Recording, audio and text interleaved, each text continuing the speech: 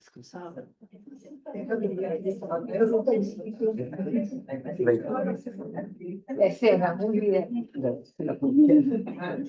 Bon, bonsoir, je crois qu'on a commencé. Ouais. Bienvenue donc à cette première rencontre de toute une série, faisant partie d'une semaine où se dérouleront les rencontres arménologiques de l'INALCO. Alors nous l'ouvrons donc par une rencontre, alors il faut dire, bon, je vais tout de suite en parler, un peu étrange. Non pas que la rencontre avec Anna soit étrange, mais ce sont des rencontres arménologiques. Et nous allons commencer par accueillir donc une poétesse, une écrivaine et une essayiste arménienne d'Argentine, bon, qui écrit en castillan, enfin en espagnol d'Argentine. Donc évidemment, c'est un paradoxe, mais bien entendu, il y a bien d'autres raisons pour la présence d'Anna Arzoumanian à Paris dans le cadre de cette première soirée de ce programme.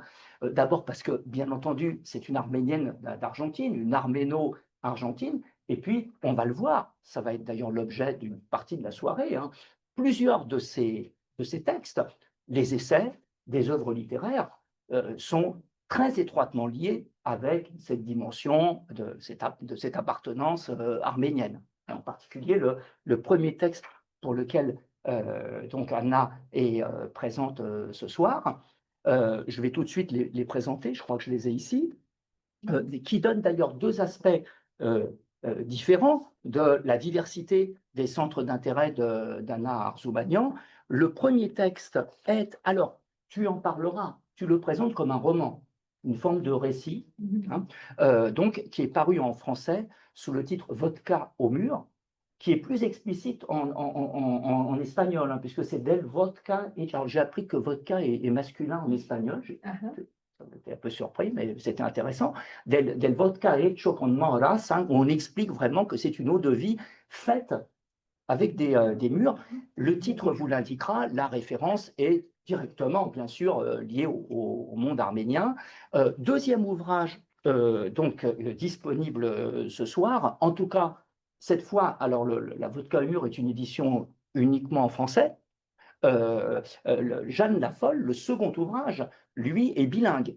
Il y a la version originale en espagnol d'Argentine et la version française. Les deux traductions françaises de ces ouvrages ont été faites par Georges Festa. Alors, c'est aussi l'occasion de parler de Georges, qui était une personnalité très attachante et très active dans le domaine, disons, de la culture, justement, la culture arménienne dans toute sa diversité.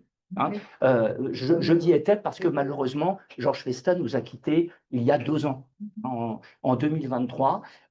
Certains le connaissaient sans doute, notamment pour le blog qu'il avait ouvert il y a plusieurs années, qui s'appelait Armenian Trends, et dans lequel il avait fait un travail considérable de transmission de textes, d'articles, d'essais, d'œuvres aussi, utilisant ses connaissances en langues étrangères, en langue non française, l'anglais, l'italien, parce que je crois que c'était une langue d'origine, mais aussi, ça je ne le savais pas, en espagnol. Voilà, donc c'est aussi une occasion de rendre hommage à Georges Festa. Alors, pour donc commencer, ce que je te propose, c'est qu'on va plutôt parler, bien sûr, ensemble ce soir de Vodka au mur, puisque nous sommes quand même dans le cadre d'une soirée, disons, arménienne, consacrée aux études arméniennes, mais nous dirons aussi, bien sûr, 2 mots de l'autre ouvrage, Jeanne Lafolle, parce que ça correspond également à un centre de préoccupation important pour toi, notamment la dimension, disons, féministe, de la condition féminine, qui d'ailleurs, tu le dis parfois dans les interviews, a aussi parle aussi dans le cas du monde arménien où, comme on le sait, il y a aussi des progrès à faire, comme d'ailleurs dans toutes les cultures. Voilà. Donc, ce que je te propose peut-être, c'est qu'on va commencer par ce premier ouvrage, Vodka au mur. Déjà, tu nous expliqueras peut-être le choix du titre de ce texte. Je dis juste en 2 mots ce qu'on y trouve quand on le lit. Alors, ça se présente comme une sorte on va dire, d'étreinte infinie, je crois d'ailleurs que le terme apparaît, en tout cas dans la version française, entre un homme et une femme, alors, dont on apprend très vite que l'homme est un Arménien d'Arménie. Il est traducteur au Madinatalan, à la bibliothèque des manuscrits anciens de Yerevan. C'est un vétéran de la guerre, disons, la première guerre du Karabakh. Oui, j'ai oublié de préciser une chose très importante. L'ouvrage, il a été écrit, il est paru avant les événements de 2020, puisque je crois qu'il est Et de paru en 2015. 2016 aussi, avant. 2016, hein, c'était 2016. La date est importante. C'était avant les événements de La guerre de 2016, oui. c'était avant, puisque c'est paru, je crois, en 2015. Oui. C'est ça, hein, voilà. L'ouvrage est paru en 2015, donc effectivement, avant que commence la lente, puis plus rapide et violente reconquête militaire du Karabakh par l'Azerbaïdjan. Il faut le préciser, Oui. même, hein, même si on en parlera, ce qui apparaît dans la parole de ce vétéran laisse passer quand même une dimension d'inquiétude très grande. Hein. Oui, Bon, oui. Ça passe tout à fait. Et alors, il faut quand même que je termine. La partenaire est une Arménienne d'Argentine. Bon. Autre particularité, en réalité, nous lisons un monologue. Le monologue, puisque c'est l'homme qui parle, l'Arménien d'Arménie, donc la partenaire étant là à travers son corps. Hein, et on verra que la dimension des corps, du rapport entre les corps, est fondamentale dans le texte, hein, en elle-même, et puis aussi parce que peut-être elle est la métaphore ou l'allégorie d'autre chose, hein, disons la dimension matérielle de l'arménité, les territoires. Voilà. Dernière chose, mais tu le préciseras, on croit comprendre dans le texte que celui qui parle est mort. Oui. Donc c'est un monologue d'outre-tombe en quelque sorte, hein, assez paradoxal. Oui, c'est bien dit. Oui, bah, j'ai pensé évidemment, étant de culture française également, à Chateaubriand, bien sûr, hein, puisqu'il avait écrit ses mémoires en exigeant qu'elles soient publiées après sa mort. Bon, malheureusement, il n'a pas pu tenir sa promesse pour des questions d'argent, mais bon. Alors, écoute, peut-être que ce serait, voilà, que tu pourrais déjà nous expliquer le choix du titre de ce texte, et puis peut-être le projet que tu Premièrement, recherches. merci beaucoup Anaïd, merci beaucoup Chirag pour l'invitation. Je m'excuse, mon français n'est pas propre, mais on va essayer de parler. En tout cas, il y en a un poète ici argentin qui parle très bien le français. S'il y a quelques mots qui volent comme ça, je demanderai. Et c'est un privilège d'être ici avec vous et de connaître des gens qu'il y avait longtemps que je voulais connaître. Alors, merci à vous tous. Et premièrement, quelque chose que tu as dit à propos de la langue, c'était votre mur était écrit en espagnol, castillan. Et qu'est-ce que c'est que la littérature arménienne ou la littérature argentine? C'est la littérature arménienne, et celle-là écrite en langue arménienne seulement. Une fois, et je parlais avec des écrivains de l'Arménie, ils me disaient que la littérature arménienne, c'est la littérature écrite en arménien. Alors, ce livre n'est pas littérature arménienne. Mais quand je parle avec des écrivains d'Argentine, ils trouvent que le livre c'est un peu bizarre ou que mes livres sont un peu bizarres parce qu'il y a une certaine imaginaire de rien, un imaginaire qui n'est pas d'Occident, un imaginaire qui n'est pas tout à fait argentin. Mais il faut le dire que pour Borges, il se demande ce que c'est l'argentin ou la tradition dans la littérature argentine. Et il dit que la tradition dans la littérature argentine, c'est justement l'étrangérité, c'est-à-dire l'étrangère, c'est partie de la tradition. Alors, si j'écris d'une façon étrangère, c'est parce que c'est littérature argentine. Et, mais aussi, je pense à Paul Celan. Paul Celan, c'est un écrivain juif de la Roumanie, et lui, il écrit en allemand. Mais qu'est-ce qu'on peut dire? Que lui, il est un écrivain allemand ou il est un écrivain juif? Il n'écrit pas en juif, en yiddish, disons. Mais il est, on dirait, part de la littérature de l'Holocauste, de la littérature juive. Et lui, il écrit en allemand. Alors, c'est un problème. Et c'est un problème à penser.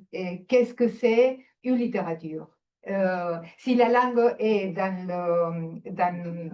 la manière qu'on écrit, ou si c'est aussi dans le symbolisme, le symbole ou l'imaginaire. Si l'imaginaire, c'est la langue aussi. Bon, ça, bah, et Vodka au mur, le titre est surgi parce que dans la région d'Artsakh ou Nagorno-Karabakh, on fait le vodka avec les murs. Et je voulais un titre sensitif, un titre qui appelle sensation. Et oui, le caractère est un homme et un soldat qui mort dans la guerre et qui parle. Et ce que je trouve dans mes textes en général sont de voix des femmes qui parlent. Pas seulement Jeanne la Folle, mais des autres livres, c'est la voix d'une femme. Mais dans ce cas-là, c'est la voix d'un homme. Et je pense, peut-être je suis trompée, je ne sais pas, mais je pense que dans le milieu littéraire, ce livre était mieux reçu que les autres, Vodka au mur. Parce que la voix, c'est un homme qui parle, parce qu'en général, dans mes textes, il y a un rapport avec l'érotique, presque pornographique. Et c'est un peu difficile quand c'est une femme qui parle, peut-être, je ne sais pas. Mais en ce cas-là, comme c'est un homme, et qui disent les choses qu'ils disent, j'ai trouvé que c'était beaucoup plus mieux lu. Alors, cet homme est mort dans la guerre. Je pense que la fonction qu'il y a les politiciens ou les journalistes, c'est de faire des chroniques sur les événements, dans ce cas-là, la guerre. Mais la responsabilité qui ont les écrivains, c'est de faire la nudité des émotions, des sensations, pas dans le cas des ennemis, mais dans le cas de la personne qui parle. Dans ce cas-là, cet homme arménien. C'est-à-dire la confusion. Il y a une certaine confusion dans cet homme pour dire si c'est juste ou n'est pas juste, si la guerre est propre ou pas propre. Et la question, c'est de le trouver dans cette confusion, faire la nudité de cette confusion. Quoi d'autre? Non, mais en tout cas, tu peux. Oui, parce qu'il faut préciser effectivement que dans Jeanne la Folle, c'est elle qui parle. C'est Jeanne, elle. et c'est donc bien une voix féminine. Et là, l'enjeu est très important, Mhm. puisqu'on le verra, c'est une femme qui parle alors qu'elle a été condamnée au silence, et ce qui correspond aussi à une condamnation du point de vue du pouvoir, on en parlera. Mais Et, oui, oui, mais on n'en il parlera y pas. a toujours pour moi, il y a toujours une préoccupation sur le corps. Et c'est vrai ça. Oui. Et, j'essaie de penser pourquoi ça vient le corps tout le temps. Bon, les mots c'est le territoire, et c'est aussi le corps de femme ou d'un homme. Et, et alors, il y a une façon de, je ne dirais pas monstration, on peut dire ça, pour montrer plus des choses autour du corps. Et pourquoi cela? Il y a une influence d'Eveline Grossman. Je crois que c'est une philosophe française, Eveline Grossman. Elle a écrit un livre qui s'appelle La défiguration. Et elle dit que dans certains récits marginaux, il y a la figure et le corps se déchirent. Et comme la diaspora c'est justement une hors de territoire, une hors de la parole, une hors de toutes les choses.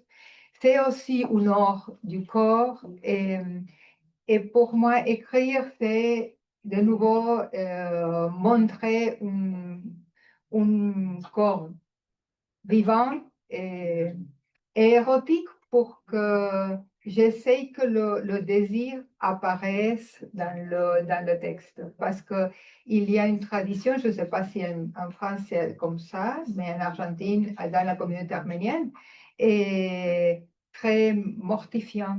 Très mortifiant. C'est-à-dire le génocide, c'est une lourde pèse mortifiante Un lourd poids. et un poids mortifiant. Et comment faire de ce poids mortifiant quelque chose de désir? Comment changer? Et comment donner désir aux sujets qui sont dans la mort, disons. Et alors, voilà pourquoi il y a un certain goût pour presque le pornographique, parce que, en tout cas, il n'y a pas les outils pour que la vie apparaisse ou que le désir apparaisse naturellement, disons, ou légèrement. Euh, et en plus, il y a autre chose qu'il faut dire, la disparition des corps dans le cas de génocide arménien, c'est une tâche, disons, une tâche pour moi, une tâche parce que je voudrais que le corps apparaisse.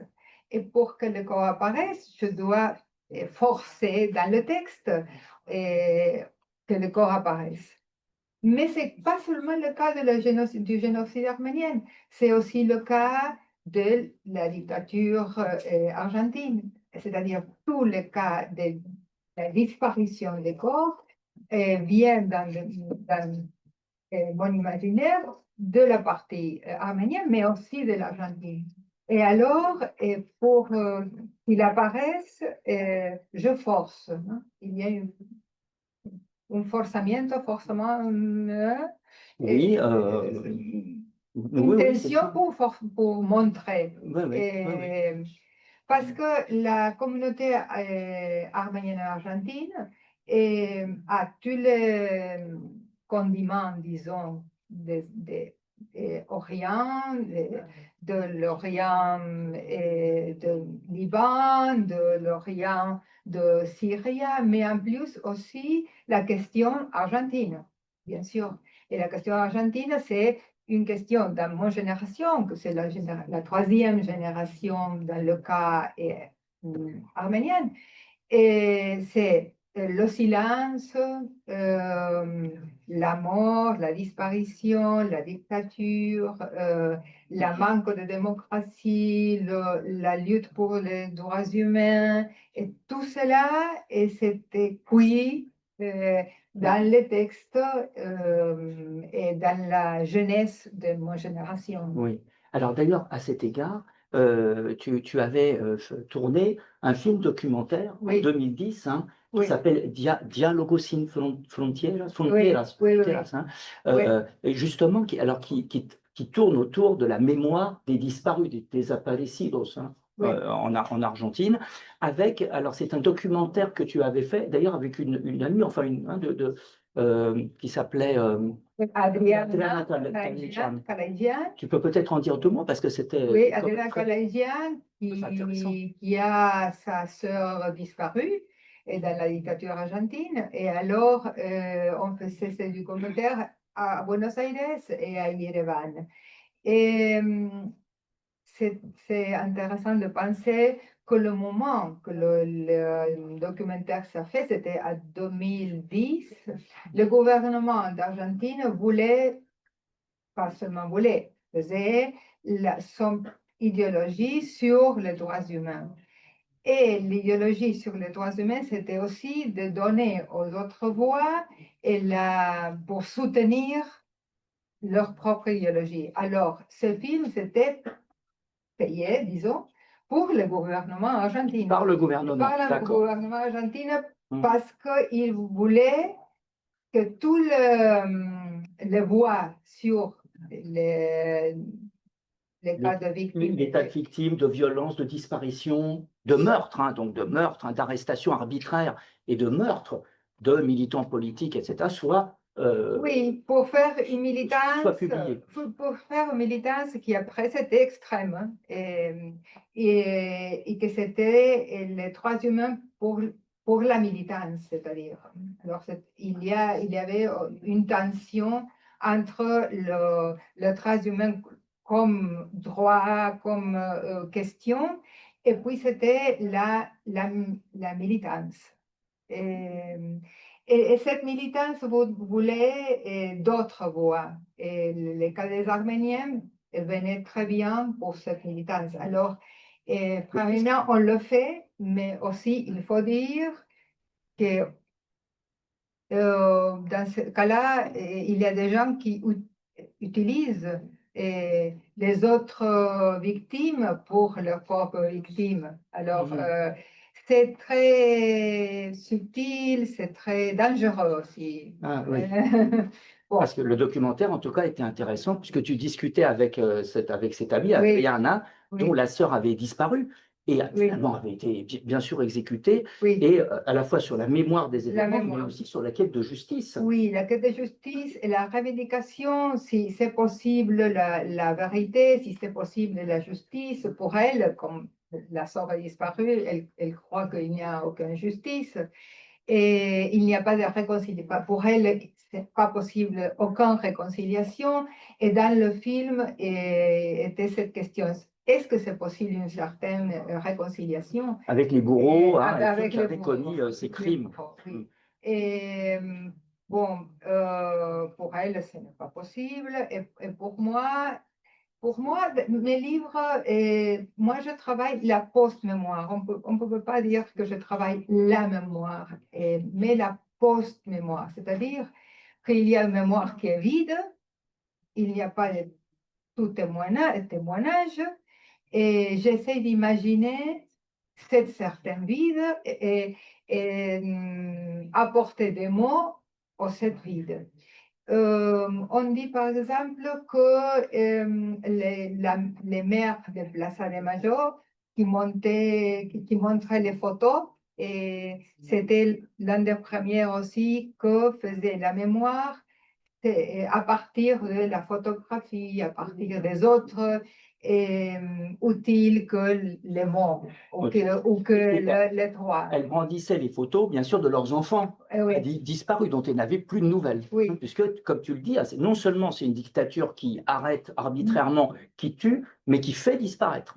C'est-à-dire que le corps n'est jamais remis, n'était pas remis. Oui. Et dans le cas arménien, nous avons des photos et nous n'avons pas de photos. Il y a des familles qui n'ont pas même ni une seule photo, et seulement ont de noms de la famille. On dit, bon, je ne sais pas, Siranouche, disons, pour dire un nom. Et c'était ma tante, mais on sait rien que ça. Siranouche était ma tante, il était disparu, je ne sais pas quel âge, et on n'a que cette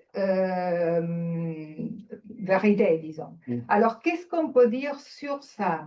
Il y a une poète juive qui dit que dans le cas de l'Holocauste, on ne peut pas imaginer. C'est-à-dire, on doit imaginer les choses qui, objectivement, ne sont pas.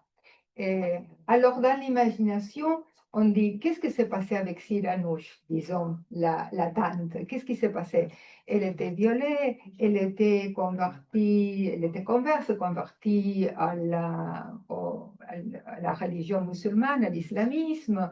Est-ce qu'elle était kidnappée? On dit kidnappée. Oui, kidnappée. Et, bon, on ne sait pas. Alors, on imagine, on doit y voir à cette réalité, ça s'appelle la post-mémoire. C'est-à-dire, ce n'est pas la mémoire du rappel fixe, sinon c'est plus hybride. Mais ça, nous avons que ça, nous avons que ça. Oui, c'est pas. Mais c'est pour la communauté, c'est un peu dur parce que la communauté préfère en tout cas la communauté argentine, préfère que la narration soit plus fixe, plus assurante. Assurante, on peut dire. Plus assuré, plus Plus réservé. assurée, parce que si je dis que la tante est violée ou si j'imagine que la tante Ah. était kidnappée, non, c'est mieux dire, bon, c'est une martyre, elle est morte, elle Oui, n'est pas là, plus c'est rassurante. fini, on ne parle pas de ça. Mhm. Mais quand on ne parle pas de ça, on transmet une certaine violence sans mots. Et il y a une transmission de la violence, une transmission sans mots, disons. Et une transmission presque fossilisée. Et en tout cas, la mort, ce n'est pas seulement pour les victimes, mais aussi pour les descendants que transmet cette façon de vivre. Mhm. Bon, le cas de Jeanne la Folle, c'est un cas pareil, disons pareil. Et c'était une reine qui était enfermée et pendant 47 ans à Tordesillas. Et elle était la reine, mais elle ne pouvait pas gouverner l'empire. Et c'était l'empire espagnol, un empire qui était, dans ce moment-là, on pourrait dire global, parce qu'il y avait une langue, une monnaie, une religion, presque, je ne dirais pas autour du monde, mais au dehors de l'Europe, c'est-à-dire à l'Europe et à l'Amérique. Et en plus, à l'Amérique, on peut dire, on ne peut pas dire le génocide, parce que le mot génocide, c'est après, c'est créé en 1948, mais la grande quantité de morts des peuples originaires, et c'est une grande question pour ce qui était après l'Espagne et l'Empire espagnol. Je crois que je travaille le cas d'Artsakh, ou la première guerre de Nagorno-Karabakh, ou le cas de Jean la Folle, mais ce qui m'intéresse, c'est la chute des empires. La chute de l'Empire espagnol, la chute de l'Empire soviétique. Dans le cas des infidèles, c'est la chute de l'Empire ottoman. Et, et je me demande pourquoi m'intéresse la chute des empires. Peut-être, je me dis, parce que je sens qu'il y a dans ce moment-là la chute d'un empire. Il y a la chute de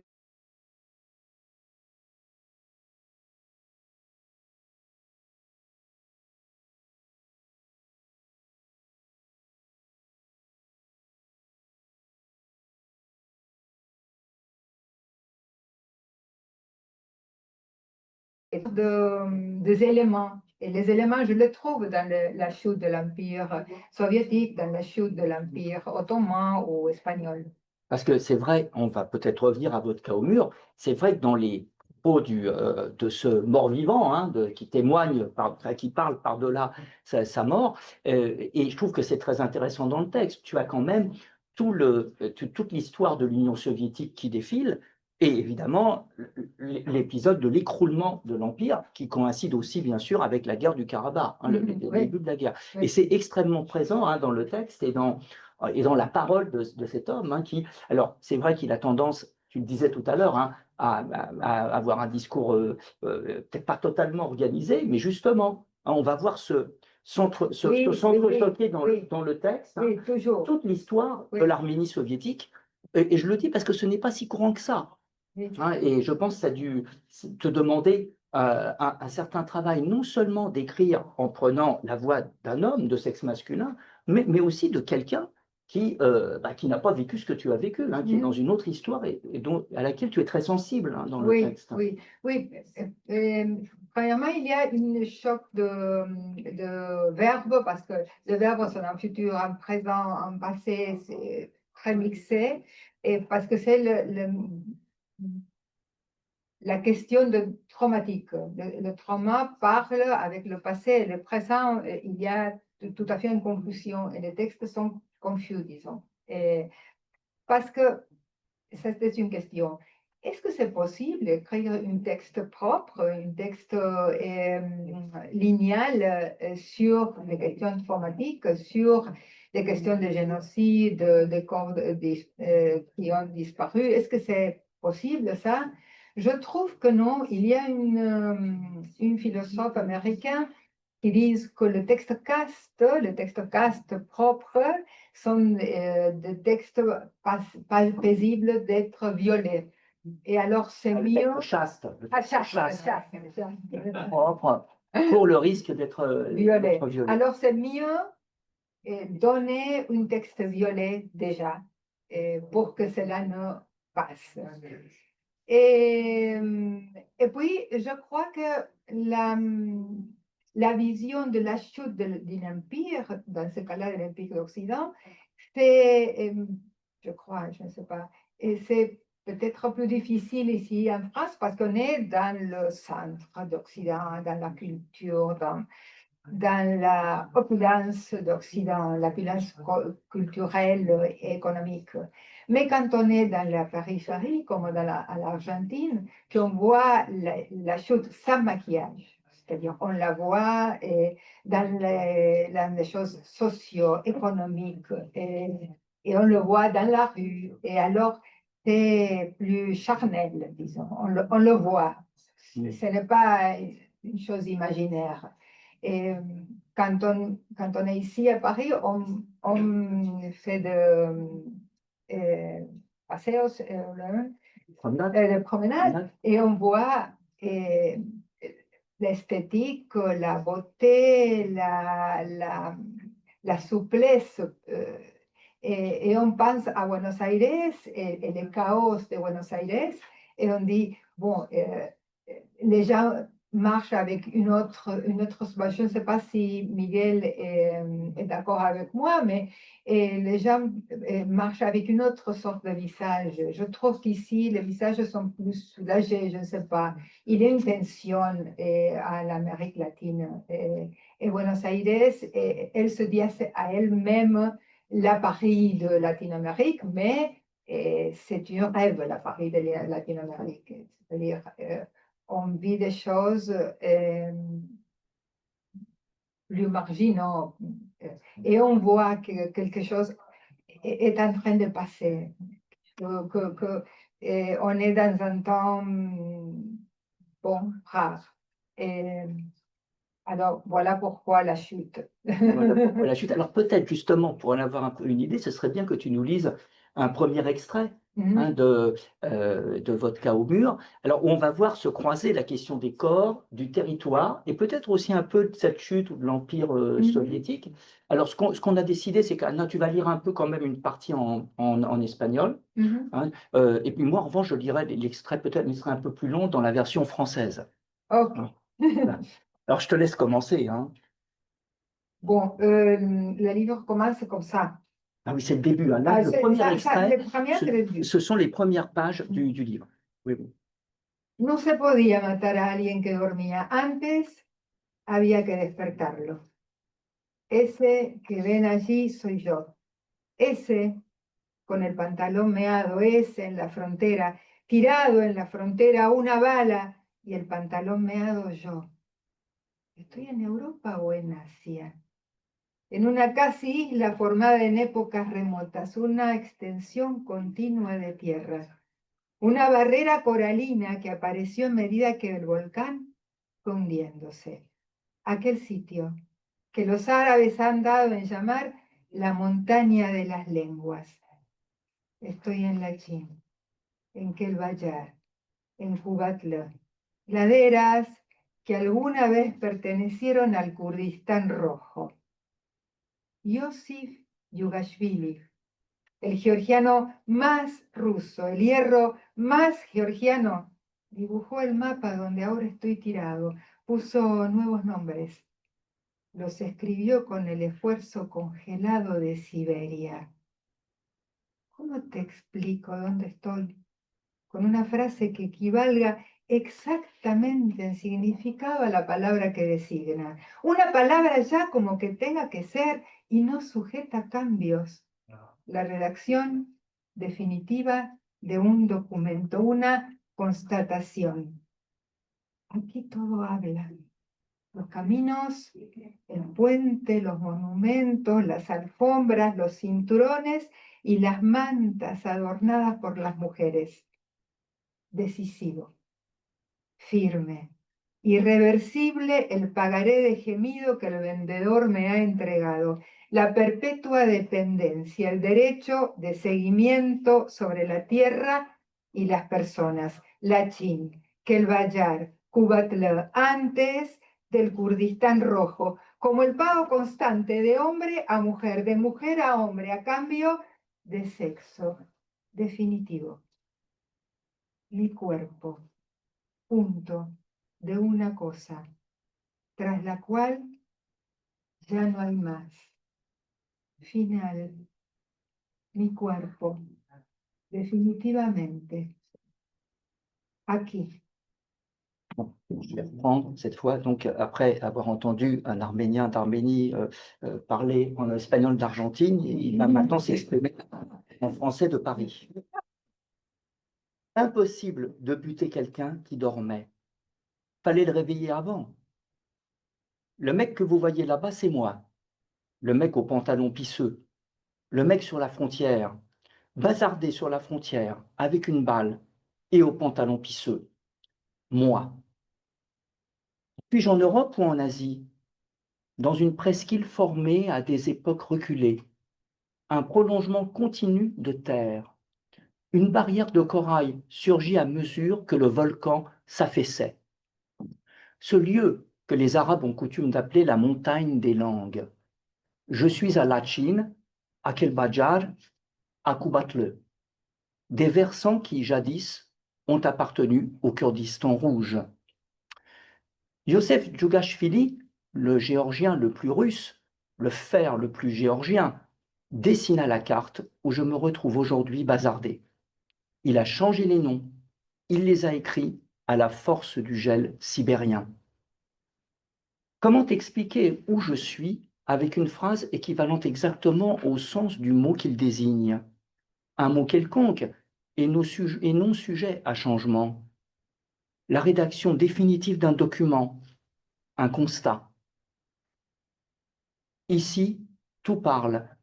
Les chemins, le pont, les monuments, les tapis, les ceintures et les couvertures décorées par les femmes.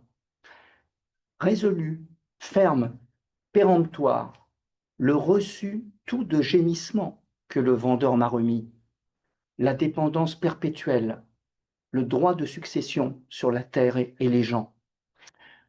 Lachin, Kelbajar, Kubatlı, autrefois au Kurdistan rouge, comme le solde de toujours, entre hommes et femmes, entre femmes et hommes, en échange de sexe. Définitif. Mon corps, le point d'une chose après laquelle il n'y a plus rien. Final. Mon corps, définitivement, ici. Alors, je te vois qui arrive. Tu as fait escale à l'aéroport de Prague. On te parlait en tchèque. En tchèque, l'annonce des portes d'embarquement, le nom de l'hôtel des passagers en lettres au néon dans le même couloir du terminal, avec un nom en tchèque que tu ne comprenais pas, mais qui indiquait que tu pouvais te reposer ou sucer un tchèque avant d'arriver. Yossif Djougashvili était mort depuis un bon bout de temps, mais tout le lieu conservait le goût soviétique de l'homme de fer géorgien. Tu as ôté tes chaussures, on t'a fouillé ton sac, tu as embarqué, destination Yerevan. Destination Yerevan.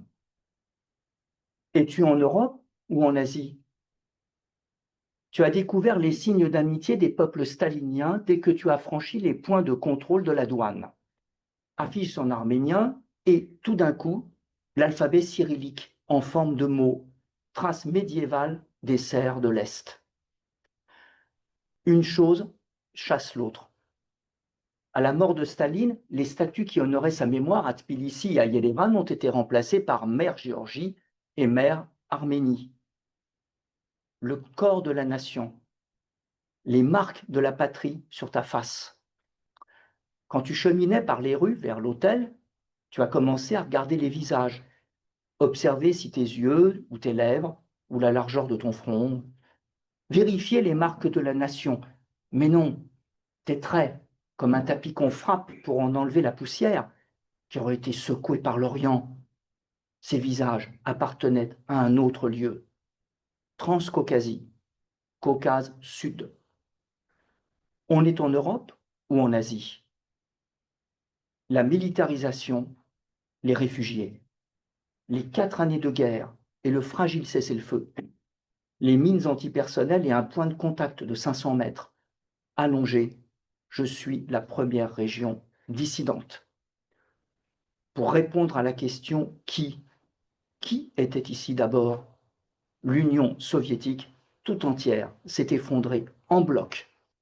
Chemin de l'Autel, la lumière de la ville, cette même lumière chaude qui avait fait dire au poète que l'architecture d'Erevan avait vu une ville ensoleillée, a brillé dans tes yeux comme effondrée. Un viol aux limites. Un viol, justement, on parlait tout à l'heure de courir le risque d'être, de prévenir le risque d'être violé si on a une parole trop chaste. Voilà. Et on a, alors je pourrais peut-être commenter un petit peu ce début, hein, où se mêle, je crois, on le voit bien, hein, le thème des corps, d'un tu quand même d'un dialogue, puisque bien sûr, on l'a dit, hein, cet homme s'adresse en vue une partenaire, hein, une Arménienne donc venue de loin, qui passe par Prague pour revenir. La question des territoires, et je crois que c'est important pour toi, hein, de même que des corps arméniens, ça peut être d'autres corps, tentent de s'unir. C'est difficile, hein, il restera peut-être toujours une distance. Tu le dis, hein, les territoires arméniens tentent de s'unir et peut-être au risque de ne pas pouvoir le faire. Et malheureusement, on en a eu la confirmation. Et puis, comme on l'a dit, peut-être aussi toute cette histoire, hein, de l'Empire soviétique. Hein. Oui, oui. Et le rapport entre la diaspora et la nation, ou disons pas la nation, l'État arménien ou l'Arménie comme État, le rapport. Cet homme, c'est l'État arménien. Et elle est la diaspora. Est-ce qu'il y a un rapport? Est-ce qu'on peut avoir, quelle sorte de rapport il y en a entre diaspora et l'État de l'Arménie? C'est un rapport d'amour. En tout cas, dans ce cas-là, dans le livre, on ne pourrait pas dire que c'est que l'amour. On dirait que c'est un rapport corporel et sans mots. Et le mot apparaît petit à petit. En tout cas, elle parle l'espagnol et lui, il parle l'arménien. C'est-à-dire, ils ne se parlent pas, mais ils se parlent avec le corps. On pourrait dire que oui. Il y a aussi une idée différente entre Occident et l'Arménie ou l'Orient en général, du corps avec l'esprit, disons. L'Occident dans l'Occident était très clair la différence ou la division entre corps et esprit. Il y a le corps pour un côté et l'âme ou l'esprit pour l'autre.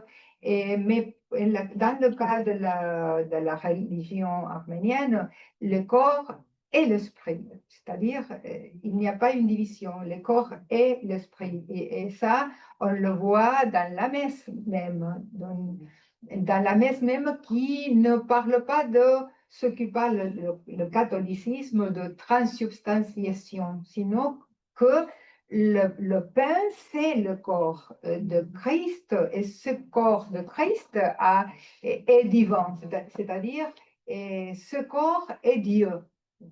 Il n'y a pas deux natures, il n'y a pas la nature homme et la nature divine, c'est une seule nature.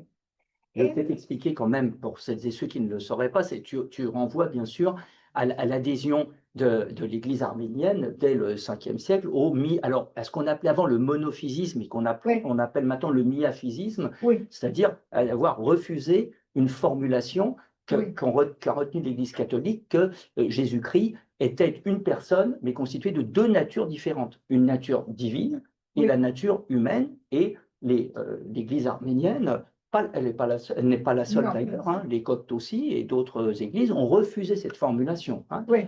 En disant qu'il n'y avait qu'une seule nature à la fois humaine et divine. Oui. Quant à la transubstantiation, je le précise quand même parce que je ne sais, vous savez, c'est au moment de l'Eucharistie, Oui. hein, le dogme catholique, et effectivement qu'au moment où Oui. le prêtre élève le bout de pain, l'hostie de pain et le calice avec du vin, au moment où il les élève, le contenu change de nature. Hein, le corps devient, enfin, le pain devient corps du Christ et évidemment le vin devient sang du Christ. Il y a donc bien le passage d'une nature à une autre. Et ce Oui. que tu nous dis, toi, c'est que dans l'Église arménienne, justement, ce moment-là de passage d'une nature à l'autre, il ne s'oppose pas, puisque Non. Non, voilà, non. hein, c'est ça. Non. Oui. Et ça donne une idée très différente du corps. Alors, comme une femme de la diaspora a une idée occidentale du corps et a un rapport avec un homme, dans ce cas, avec une idée ou une vie d'un corps différent. Mais pas seulement du corps, aussi du territoire. Alors, le territoire, la terre, c'est-à-dire la terre pour les Arméniens ou les gens d'Orient, ont un symbole très différent dans le cas d'Occident. Et alors, quand s'est passée la troisième, pas la troisième, la deuxième, disons, guerre de Nagorno-Karabakh, c'est d'Artsakh de 2020, et pour nous, en Argentine, c'était très difficile parce qu'on était très loin, c'était le Covid, on était renfermés, on ne savait pas ce qui s'est passé, alors on ne comprenait pas comment ces gens allaient à la guerre comme ça, et la menace d'Azerbaïdjan. Mais après, je commençais à penser que l'idée de terre, l'idée de mort, l'idée de vie, l'idée de... Toutes ces idées sont très différentes pour un Arménien d'Arménie que pour un Arménien de, disons, Argentine ou pour l'Arménien de la diaspora. Parce que nous avons une éducation, une culture, disons, occidentale. Alors, pour nous, la mort, dans ce moment-là, c'est la fin de quelque chose, c'est la fin de la vie. La mort, c'est la fin de la vie. Et pour rien, la mort, c'est le commencement d'une autre vie.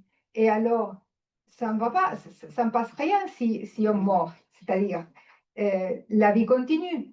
Mais pour nous, c'est une fin très, très précise. Alors, comment dire que, comment parler d'une guerre et de l'Occident, parler d'une guerre qui se passe dans l'Orient. Dans les années 2010, à peu près, quand c'était le moment des documentaires, nous sommes allés à l'Institut de génocide à Yerevan. À ce moment-là, dans l'Institut, il y avait de petits verres avec de terre. Hein. Dans le terre, il s'est des verres remplis de terre qui contenaient qui disait mouche, Erzurum. Et ça me choquait à voir le petit verre avec de terre, de petits verres fermés avec de terre. Et je disais, comment un musée peut avoir terre, pour montrer ou exhiber, faire une exhibition de la terre, seulement de la terre, comme si la terre était morte dans le verre. Et dans ce moment-là, je ne comprenais pas, mais maintenant que je comprends cette subtile différence, je dis, pour ces gens-là, cette terre n'était seulement la matière. Pour moi, c'était une matière. Pour moi, dans un musée, on ne pourrait pas montrer de terre. C'était quelque chose de presque de vide, sans vie. Mais pour ces gens-là, cette terre est une terre qui a une âme, c'est une terre qui a un esprit. Et alors, perdre ou avoir une terre, c'est perdre ou avoir une âme. Ce n'est pas le cas d'Occident. Et en plus, bon, je dis de nouveau à Miguel, Argentine, c'est un pays très grand avec beaucoup de terre, c'est-à-dire un territoire très grand, très long. Alors, on n'a pas conscience, oui, avec le Malouines, on a une certaine conscience, mais on n'a pas conscience de limite de la terre, de perte de la terre, escassez, comment se dit escassez, manque de terre, parce qu'il y en a beaucoup. Alors, la question, c'est comment nous pourrons nous parler? La division entre l'Arménien occidentale et l'Arménien oriental, c'est une division pas seulement académique. Et comment nous parler? Comment nous faire comprendre? Et comment le faire si nous avons des cultures différentes? Et on peut dire les mots pareils, mais quand je dis mort, je dis quelque chose d'autre. Je ne dis pas la même chose que dise quelqu'un de l'Arménie. Ce n'est pas la même chose. Et alors, comment cet homme ou cette femme d'Arménie peuvent me comprendre? Comment moi, je peux leur comprendre?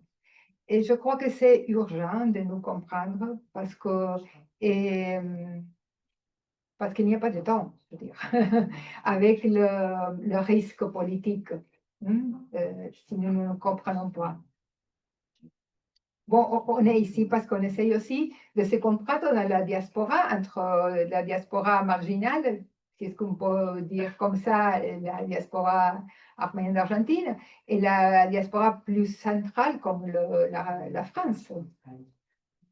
Oui, oui, oui, parce que dans le texte, on entend d'ailleurs un moment, hein, cette question du territoire, elle apparaît quand même, elle est omniprésente dans le texte, associée d'ailleurs à celle du corps, à ce refus d'un corps divisé, la volonté de vouloir réunifier les corps, alors évidemment les corps de diaspora et de l'Arménie, mais aussi les territoires. Et j'avais même noté des phrases, ça m'avait frappé, prononcées par notre enfin, ancien guerrier du Madenataran, à un moment, il parle de la maladie des frontières propre à notre peuple.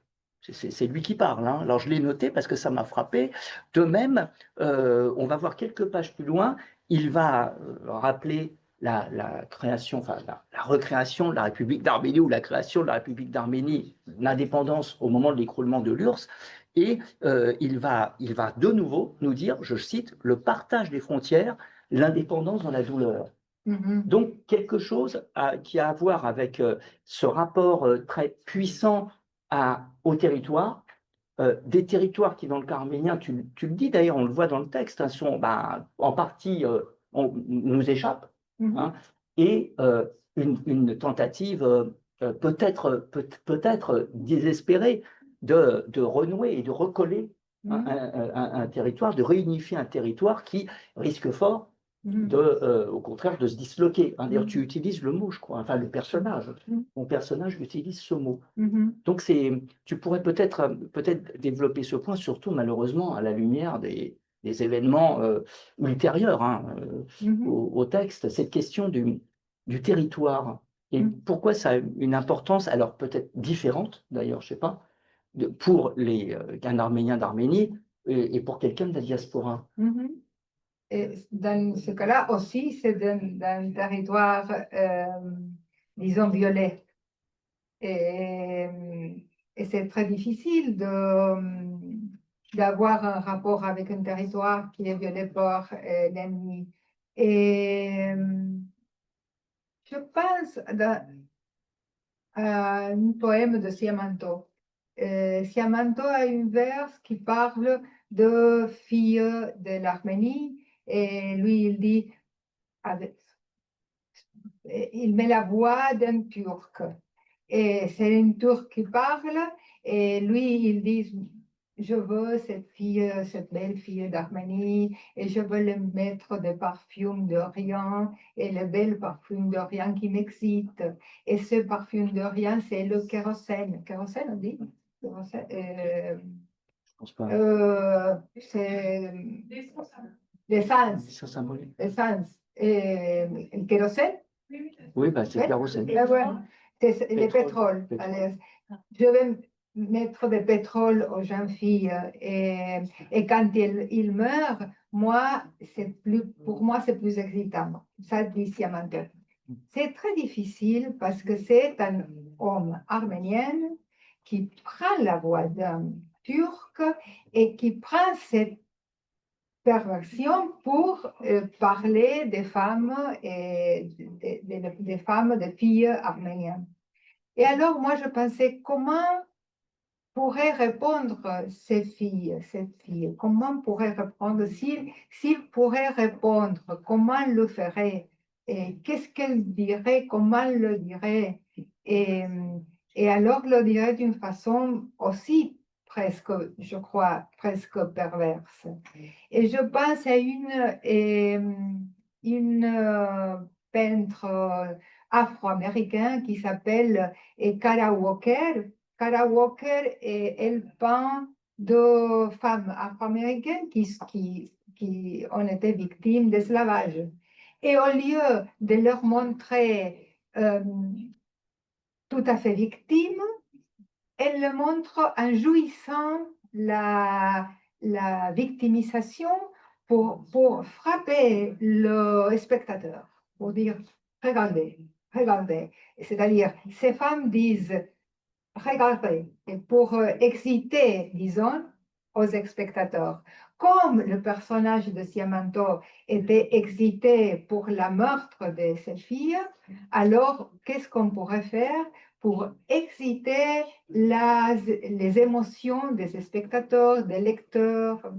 Et alors, c'est travailler délicatement avec cette presque perversion, disons.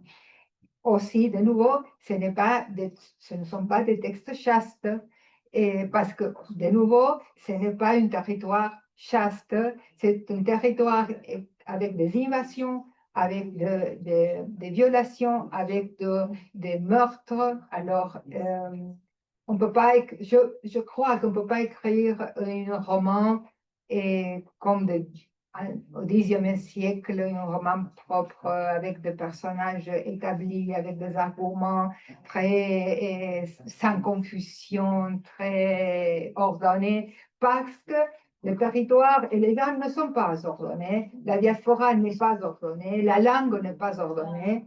Et je crois que tout cela fait témoignage du désordre. Pour que c'est un risque aussi, parce que les lecteurs, quand ils commencent à lire, disent bon, je ne peux pas avec ça parce que c'est très désordonné et je ne comprends rien. Mais c'est vrai, parce qu'on ne comprend rien. On ne comprend rien de ce monde, de ce qui se passe. Et il faut que le lecteur nous comprenne, je crois. Qu'il sent, n'est-ce pas? Et je crois que la responsabilité d'un écrivain, c'est que les lecteurs sentent. En plus, pour les Arméniens, qui nous avons cette anesthésie pour survivre.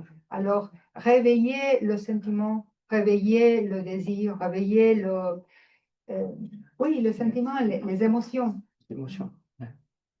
Et des femmes aussi. Nous savons, dans le cas de la communauté arménienne à l'Argentine, les femmes, nous sommes été éduquées, on dit, Oui, oui, oui. avec le silence. C'est-à-dire, il ne faut parler, il ne faut dire rien. Il ne faut pas parler. Il ne faut pas parler, il ne faut pas Il ne faut rien faire. montrer les dents, on disait chez moi. Il ne faut pas montrer les dents, ne ris pas, ne souris pas tellement, ne montre les dents, ça c'est honte. C'était une honte. C'est-à-dire toujours, c'était la honte des femmes, la honte des femmes, la honte des femmes, de ne montrer.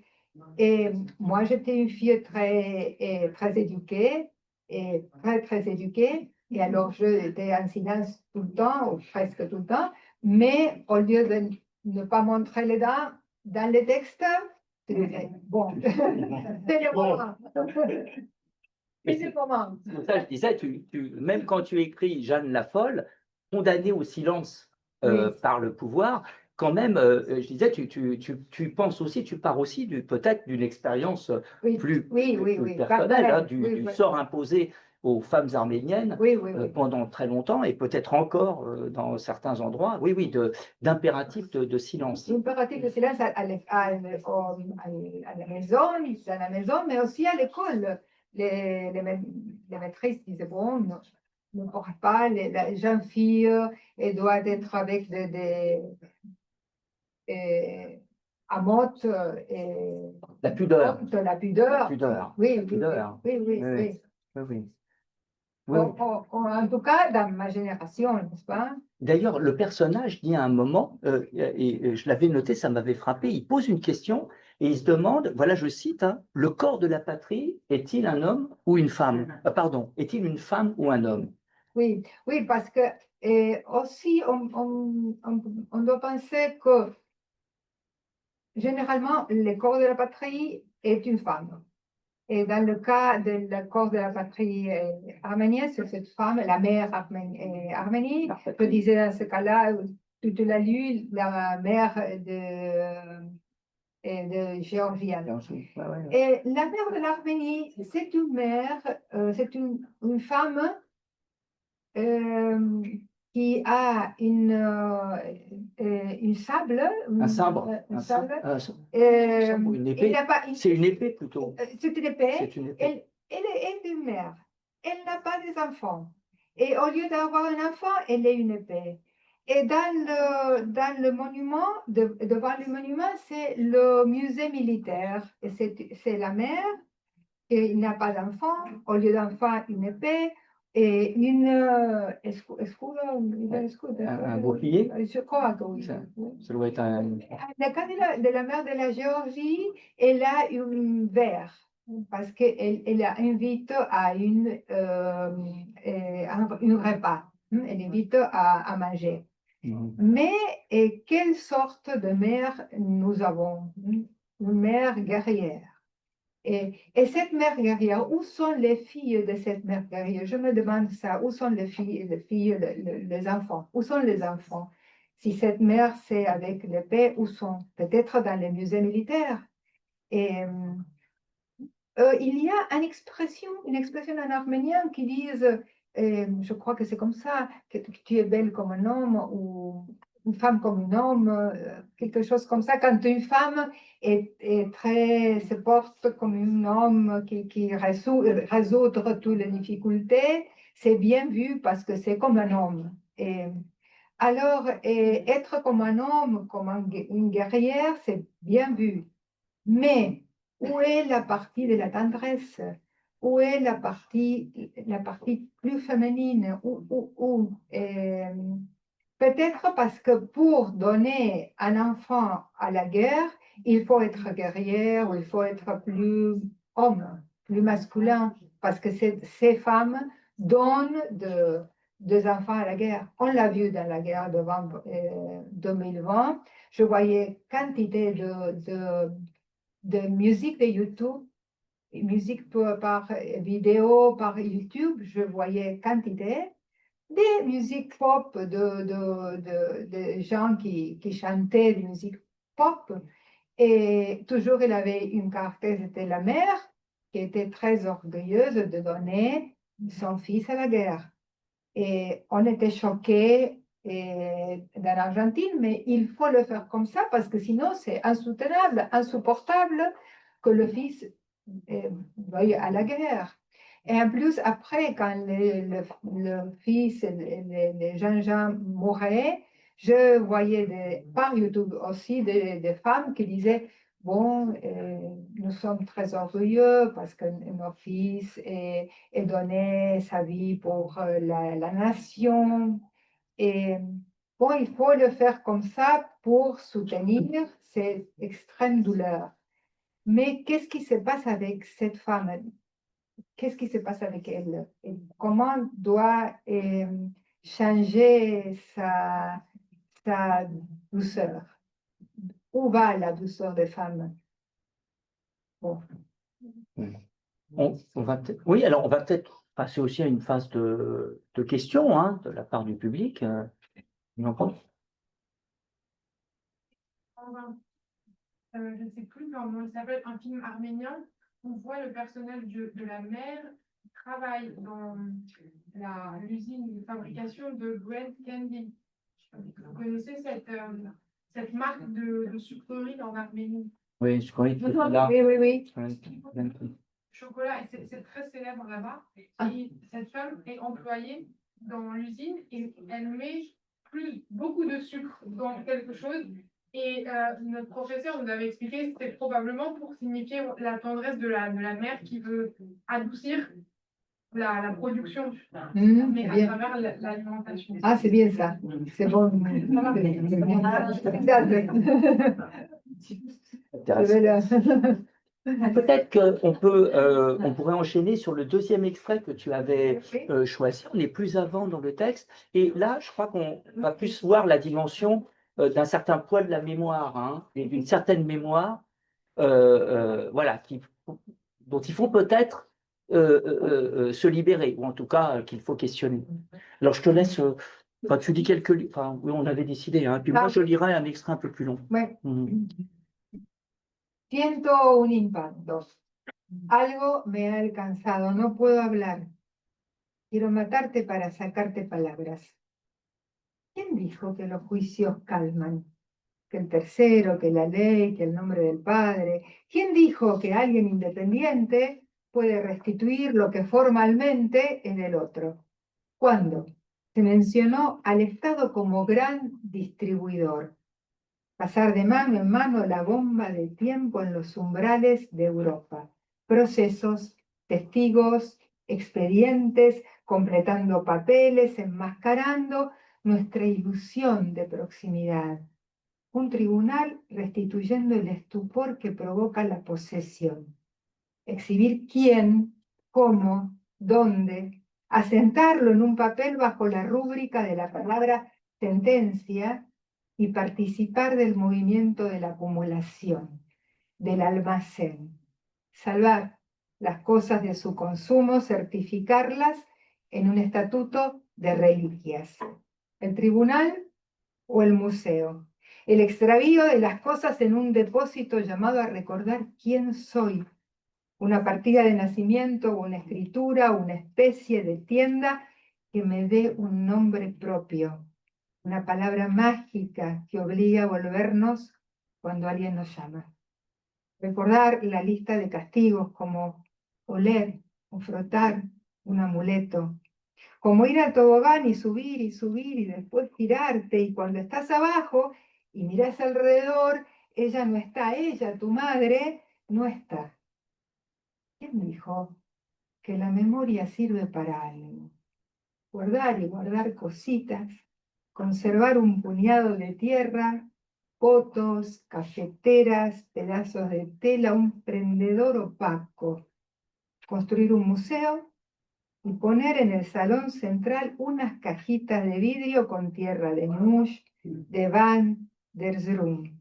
Rodear las cajitas de fotos viejas del 1,5 millones, una foto de una mujer con sus monedas colgando sobre la frente de antes de 1915. ¿Quién dijo que la memoria sirve para algo? El ejército reconoció en la fotografía una manera de documentar objetos o espacios a distancia, evitando que los soldados tuvieran que medirlos o recorrerlos. Puntos que se descomponen en puntos. Juntar fotografías para no tocarlos. ¿Quién dijo que la memoria sirve para algo? El museo, una nueva iglesia de santas víctimas, de muertos de hambre, sin regazos de madre para ser llamados Cristos. Los retratados aquí subieron y subieron al tobogán y cuando bajaron ya no encontraron a nadie. Esta es la escena. Un estancamiento. Un monólogo planteado sin la esperanza de respuesta. El cuento crónico de unos muertos gestionando el zócalo del edificio a partir de una turbación. Como en la iglesia, la multiplicación es uno de los indicios de este recuerdo. ¿Se cura en este escenario el proceso, los testigos, el expediente, como subastas repetidas del dolor, el museo derrochando nuestra escasez. Amor, ¿para qué sirve la memoria? Alors moi, je suis prêt à lire l'équivalent en français, mais j'ai l'impression qu'il me manque une page. Alors, nous avons l'ouvrage original. Il a peut-être la totalité. J'ai l'impression quand même que c'est un peu. J'ai peut-être oublié une feuille. Donc, ça commence à je sens un impact. Voilà, c'est ça. Hein. Et je vais essayer de. On va voir. Hein. Je sens un impact. Quelque chose m'a atteint. Impossible de parler. J'ai envie de te buter pour t'arracher des mots. Qui a dit que les jugements apaisent? Qui a dit que quelqu'un d'indépendant peut rendre ce qui appartient formellement à l'autre? Quand a-t-on présenté l'État comme un grand dispensateur? Se repasser la bombe à retardement au seuil de l'Europe. Procès, témoins, enquête complétant des papiers, masquant notre illusion de proximité. Un tribunal restituant la stupeur que provoque la possession. Montrer qui, comment, où, le noter sur un papier à la rubrique du mot jugement et prendre part au fait d'agir, d'accumuler, d'entreposer. Préserver les choses de leur disparition. Les certifier par un statut de relique. Le tribunal ou le musée. La perte des choses au sein d'un dépôt appelé à rappeler qui je suis. Un départ à la naissance, une écriture, une sorte de magasin qui m'attribue un nom propre, un mot magique qui nous oblige à nous retourner quand quelqu'un nous appelle. Se rappeler la liste des punitions du genre comme on sent ou on frotte une amulette, comme on va sur un toboggan, monter, monter et puis te balancer. Et quand tu es en bas et que tu regardes autour de toi, elle n'est pas là. Elle, ta mère, qui n'est pas là. Qui a dit que la mémoire sert à quelque chose? Garder de petits trucs. Conserver une poignée de terre, des photos des cafetières, des morceaux de tissu, une broche opaque.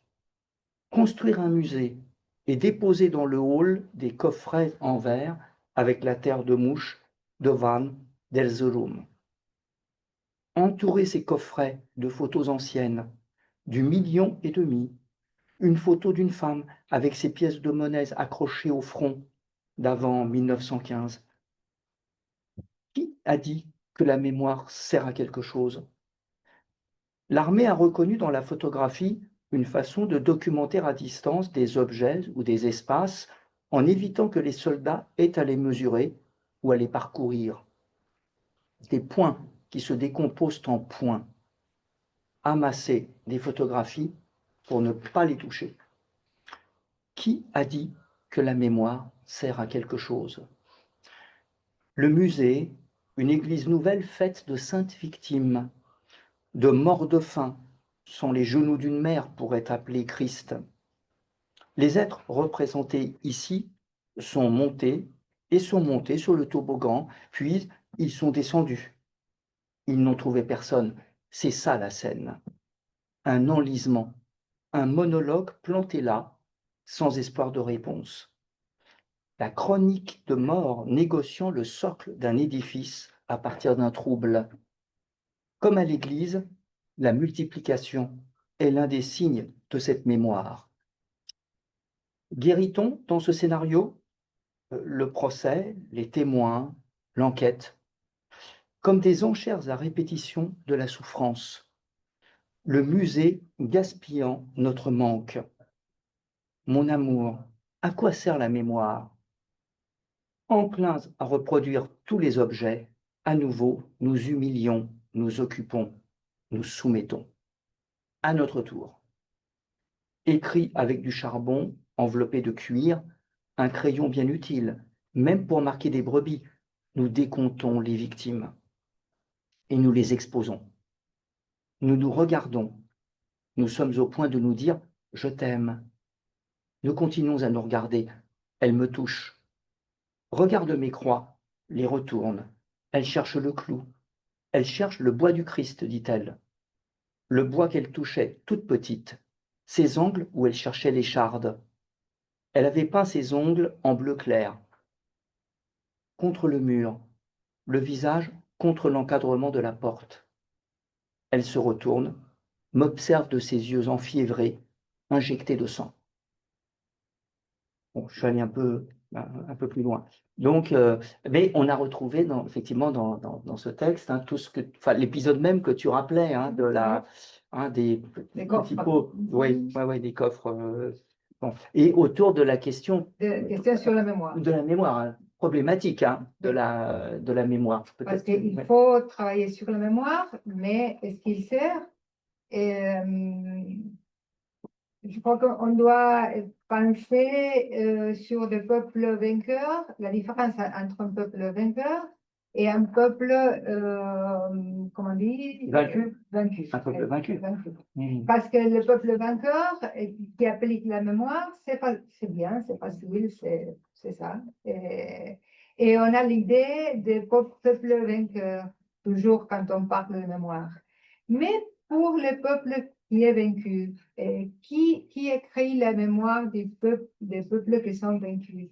Est-ce qu'il y a une mémoire de Troyane, écrit pour Troyane? Est-ce qu'il y a une Troyane qui, ça le dit bien Mahmoud Darwish dans le film La musique de Godard. Mahmoud Darwish, le poète palestinien, lui, il dit, bon, nous sommes fameux, le peuple palestinien, parce que nous avons un ennemi qui est très fameux et qui est avec beaucoup de pouvoir, que c'est Israël. Alors, est-ce que nous pourrions parler pour nous-mêmes ou c'est le pouvoir d'Israël qui nous parle? C'est-à-dire, pour nous, lui, il dit, pour nous, c'est très bien qu'Israël soit notre ennemi, parce que comme ça, nous pourrons nous exhiber, c'est-à-dire nous avons des spectateurs. Mais aussi, c'est la pire des choses, parce que nous n'avons rien, nous n'avons de pouvoir, et alors nous serons toujours vaincus. Alors, qui écrit la mémoire des peuples qui sont vaincus? Et est-ce qu'il sert à quelque chose? Et ça, c'est écrit à 2014, 2015, et puis à 2020, nous avions la guerre, la deuxième guerre d'Artsakh, Nagorno-Karabakh, et aussi de nouveau, la question s'était posée pour moi. Est-ce que tout le travail sur le génocide et sur la mémoire, est-ce que servait pour quelque chose, pour que ces gens-là ne mouraient et pour ne perdent pas de territoire. Et il paraît que non, il paraît que ne sert à rien, c'est-à-dire le pouvoir arrive d'une autre façon, les rapports au pouvoir. Alors, quand on parle du génocide arménien, on a toujours le modèle de l'Holocauste, le modèle de transmission, le modèle de travail sur la transmission, mais on n'a pas l'idée que le modèle de transmission et de mémoire de l'Holocauste, c'est un modèle sur un peuple qui est vainqueur, et d'un peuple et d'une idéologie de l'Occident même. C'est-à-dire, Occident disent le modèle de mémoire, c'est ça, tout l'Occident, c'est-à-dire l'Amérique du Nord, l'Europe, pour l'Europe entière, le mémoire, c'est ça. Mais pour des peuples qui sont marginaux, la mémoire, ils veulent être comme les Juifs, ils veulent être comme l'utile de l'Holocauste, mais ça ne fonctionne pas. C'est-à-dire, par le cas du génocide arménien, on a vraiment de reconnaissance par le monde. Dans l'Amérique du Sud, beaucoup de pays ont reconnu, ici à l'Europe aussi, mais ça a empêché, on dit, a empêché que des soldats ne meurent pas, ça a empêché que le territoire ne se perde pas. Est-ce que ça a empêché de quelque chose? c'est-à-dire n'a pas donné la restitution, ça on le sait bien, n'a pas donné la restitution, cette mémoire, qu'est-ce qui nous a donné cette reconnaissance? Oui, la tranquillité, la compassion, la compagnie, ça c'est vrai, mais je me pose la question, qu'est-ce qu'on doit faire pour donner du force à la mémoire? Oui, oui, puisque donc là, cette mémoire, elle était pourtant de plus en plus affirmée dans les pays occidentaux, mais ce que tu veux dire, c'est qu'on a bien constaté que malheureusement, tout ça n'a pas servi à grand-chose quand il fallait venir en aide. Hein, c'est ça que tu veux dire, bien sûr. Hein, oui, oui, alors, oui, oui, en tout cas, c'est une question, tu as raison. C'est une question. Oui, oui. Et en tout cas, une question qui est présente dans la parole de cet Arménien, hein, d'Arménie, hein, sur effectivement l'usage, plutôt l'effet de la mémoire, hein, du fait de conserver la mémoire et cette mémoire-là. Bon, ça m'est arrivé peut-être à vous aussi, quelqu'un qui est allé à l'Arménie, et quand on faisait les documentaires, j'étais dans un village très éloigné de la capitale, et j'étais très émue parce qu'on voyait la Larat et très près de la maison, et moi je pleurais de l'émotion d'être là, et la femme de la maison qui donnait des repas et qui servait la table et tout, et m'a dit, ma fille, tout le monde vient ici et pleure. Oui, tout le monde va chez eux et la vie continue. Et nous donnons nos corps. Nous donnons pour défendre les limites et pour défendre la terre. Et moi, je ne savais quoi dire parce que je sentais qu'elle... Tu ne savais pas quoi, toi. Je ne savais pas. Tu ne savais Je pas. ne savais pas quoi dire parce que je croyais qu'elle avait raison. Je me sentais un peu coupable, en fait. Et parce que je disais, oui, je vais aller chez moi et cette femme va être toujours là en regardant une montagne où ils disent, elle le voyait à la limite, dans la frontière. La montagne disait, sauf les gens turcs sont heureux. Sauf les gens turcs sont heureux. Alors, elle le voit tous les jours. Sauf, non, seuls les gens, seuls les Turcs sont heureux. Seuls les Turcs sont heureux. Oui, c'est pas la formule de Kemal, c'est heureux celui qui peut se dire turc. C'est ça. Hein, heureux celui qui peut se dire turc. Sur la montagne, elle le voit tous les jours. Elle n'est pas turque, elle voit que les Turcs peuvent être heureux, mais elle est arménienne. C'est dur quand même. C'est dur quand même. Oui. Alors effectivement, cette inquiétude, cette souffrance, elle passe, et je répète, c'est d'autant plus intéressant que la parole de cet homme, elle a été écrite, imaginée et écrite en 2015. Hein, et pas en 2000. C'est pour ça que quand on lit le texte aujourd'hui, on a quand même un sentiment soit de préscience, de connaissance préalable de la part de ta part, ou alors peut-être déjà de quelque chose qui est effectivement un spectre, hein, qui est présent déjà depuis bien longtemps, puisque comme tu le dis, c'était quand même juste un an avant le premier épisode, hein, Oui. d'avril 2016. Oui.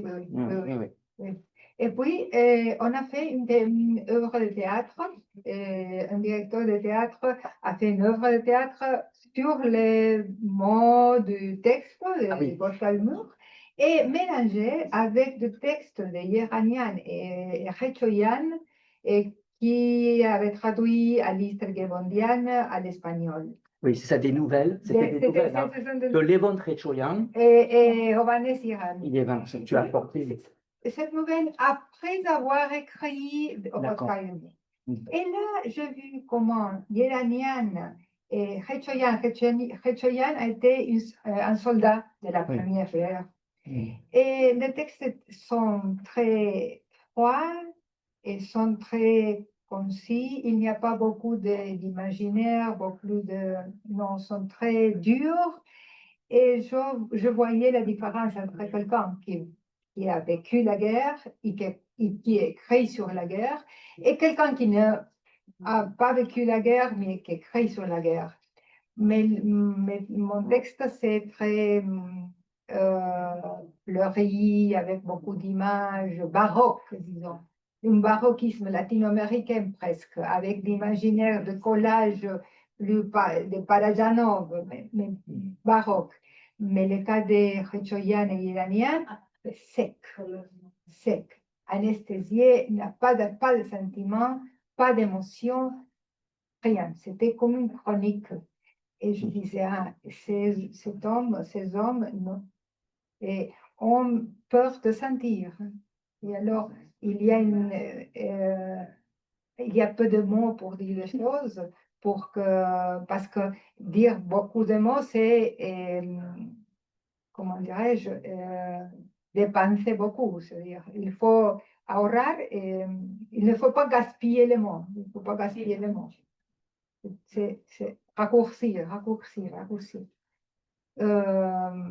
Bon, ceux qui vivent la guerre,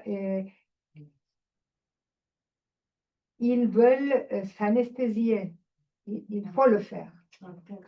Et alors, nous, comme écrivains, je crois, nous avons la responsabilité comme les médecins, quand on a une chirurgie très difficile, et le chirurgien met l'anesthésie. Le chirurgien. Le chirurgien met l'anesthésie. Et après, quand le patient se réveille, après l'anesthésie, se réveille avec de la confusion, peut-être il dit des choses, il a des hallucinations presque. Et puis, petit à petit, il vient à la normalité. Je crois que la obligation, la responsabilité des écrivains, c'est d'accompagner le moment où l'anesthésie se passe. Accompagner le moment de cette confusion en tant que revient la conscience plus tranquille. Et alors, je donne de la confusion pour faire une empathie avec la confusion de ces gens anesthésiés. Pour entrer en empathie avec la confusion de ces gens qui, oui. Ces gens ou ce peuple anesthésiés. Oui. Oui, parce qu'alors tu as apporté, alors ça c'est un autre volet peut-être dont on peut parler aussi, puisque tu viens de l'évoquer, des liens culturels, disons, on va dire, hein, entre la communauté arménienne d'Argentine, ou en tout cas les gens qui s'occupent de culture, et puis l'Arménie.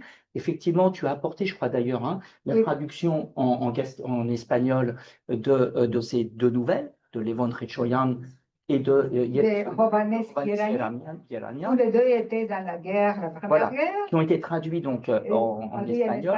Et tu avais apporté aussi. Et aussi poètes contemporains de l'Arménie, 20 poètes, quand c'était la 20 années de l'indépendance de l'Arménie, alors on a fait le 20 poètes arméniens contemporains.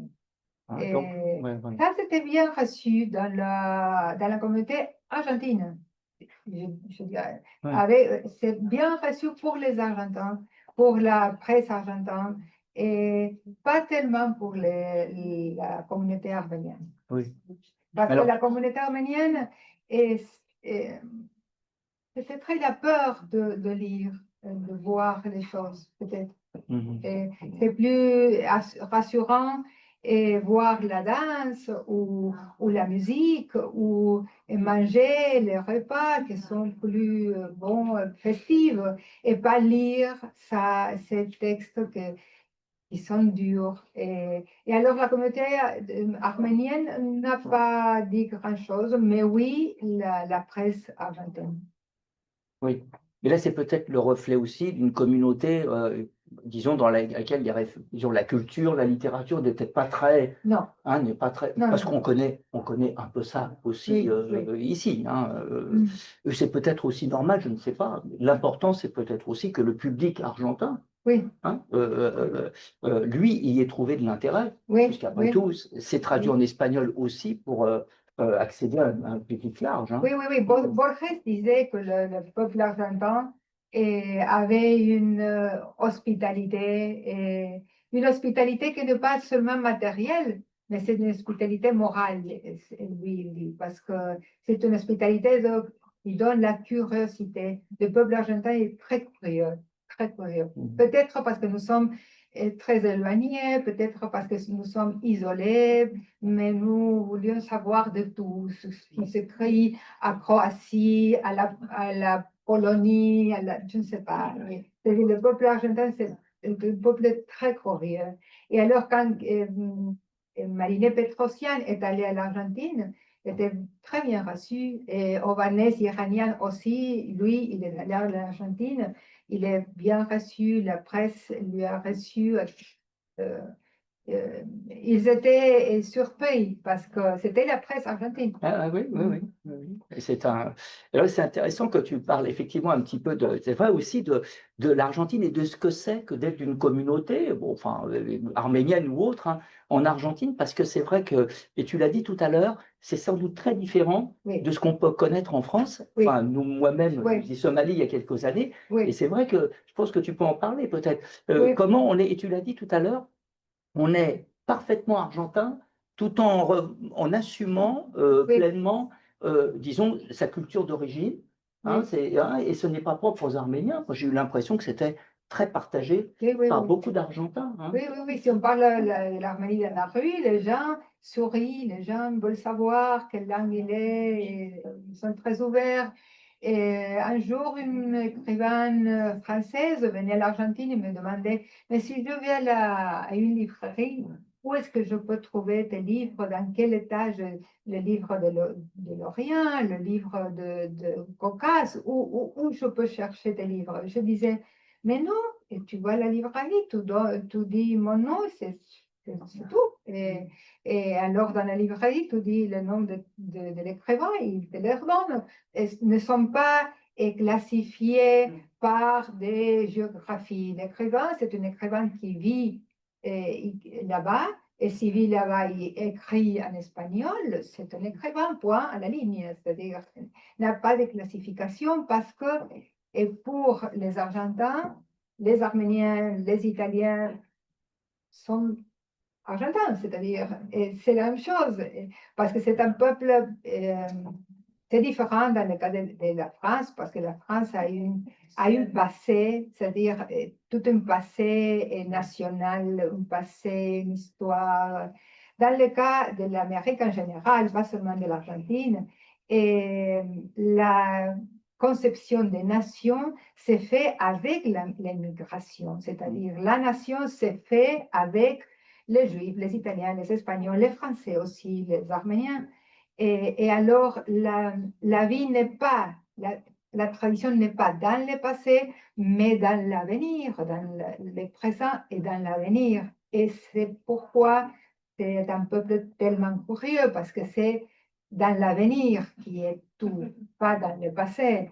Et dans le passé, et en plus, l'Argentine, ce n'est pas comme le cas du Mexique ou le cas du Pérou. Le cas du Mexique ou Pérou, c'était des empires, c'est-à-dire les peuples originaires de ces régions-là, c'était des empires, une tradition plus fixée. Le cas d'Argentine, il y avait des peuples originaires, mais n'est pas un empire, c'était des peuples nomades et avec des gouvernements petits. Et alors, les migrants ont donné la condition nationale. La condition nationale, c'est migrante. Ça, ce sont eux qui ont fait la nation. Oui, oui, Oui, oui, oui. oui. Et alors, il n'y a pas de différence. Les Arméniens sont très bien reçus et je ne peux pas dire qu'accepter. C'est pas qu'ils acceptent, est-ce que les Arméniens sont les Argentins, c'est-à-dire, c'est comme ça. Et les Juifs sont les Argentins, et les Italiens sont, et les Espagnols, et les Français. C'est différent avec les cas de pays limitrophes. Ce n'est pas la même chose avec le Paraguay ou la Bolivie. Et avec ces pays-là, oui, il y a une différence. Mais avec l'immigration européenne ou asiatique, non, aucune différence. Je vois leur avance. On va peut-être laisser quand même Oui. voilà, la place à des questions avant de se séparer. Est-ce qu'il y a des questions alors sur l'œuvre d'Anna, peut-être aussi sur... tu as parlé pas mal de l'Argentine, des Arméniens d'Argentine. Tu peux peut-être dire deux mots sur d'autres écrivains Y en a-t-il d'autres, et je crois qu'il y en a, issus de la communauté arménienne, alors il y en a un qui est assez connu, hein, même en France, enfin marginalement, mais il est quand même un peu connu. Tu peux peut-être aussi en dire deux mots, parce que tu les connais. D'ailleurs, nous les avons connus grâce à toi, hein. Je pensais notamment donc à Pablo Kachadian, Mhm. alors qui est publié en français, hein, lui. Il a pas mal. Alors, c'est peut-être lié aussi disons, à l'affaire de scandale dans laquelle il a été impliqué en Argentine, malgré lui, ou peut-être en le cherchant un peu, je ne sais pas. Et enfin, tu peux peut-être dire deux mots d'auteurs que tu connais et qui sont aussi issus de la communauté arménienne, même si leur œuvre, je crois, est quand même beaucoup moins marquée, Oui. me semble-t-il, hein, par la dimension Oui, arménienne. oui, Pablo Kachadjian et Ezequiel Alemian, et ils sont des Arméniens, mais la littérature qu'ils font, c'est une littérature bien argentine. C'est-à-dire, la littérature argentine travaille beaucoup la parodie. C'est très parodique. Et je ne trouve pas la parodie, le parodique dans le cas de la littérature arménienne. Non. Et la parodie vient d'une certaine orgueil, je crois, un orgueil une rire orgueilleuse de dire, bon, presque élégante et orgueilleuse.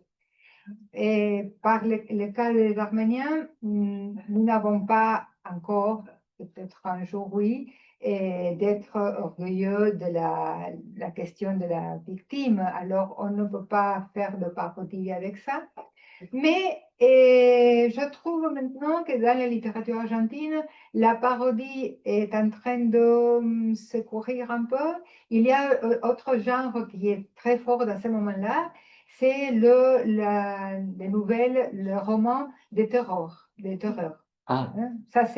Ça, c'est le genre que les gens lisent. littérature d'horreur. Oui, D'horreur. la littérature d'horreur. La littérature d'horreur, c'est la littérature maintenant que tout le monde veut lire. Oui. C'est-à-dire, on a passé de la parodie à l'horreur. Oui, et peut-être parce que aussi, on a vu l'horreur politique, économique, sociale dans Latino-Amérique. Et puis, oui, il y a des autres écrivains qui écrivent plus de choses marquées arméniennes, mais d'une façon plus romantique, plus chronique, des histoires personnelles, des histoires de famille, des familles. Ça, ils sont bien reçus par la communauté Oui. quand quelqu'un parle de l'histoire de famille. Bon. Est-ce qu'il y a des questions? Il faut dire, tu as apporté des exemplaires, hein, des deux textes. Oui, Et pour Oui. laisser à la bibliothèque et Oui. pour les gens qui veulent c'est- avoir les textes. Voilà, hein, Et c'est traduit en français, alors cet endroit, c'est le meilleur de tous pour avoir les textes. voilà, Et c'est pour ça. le laisser. Voilà. Alors, on a pas parlé beaucoup mais tu as quand même dit des mots sur Jeanne la Folle.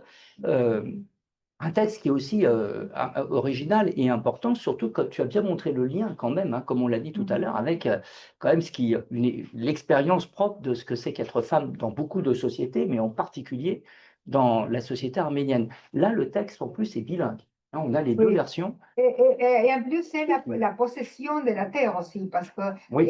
à qui appartient l'Amérique?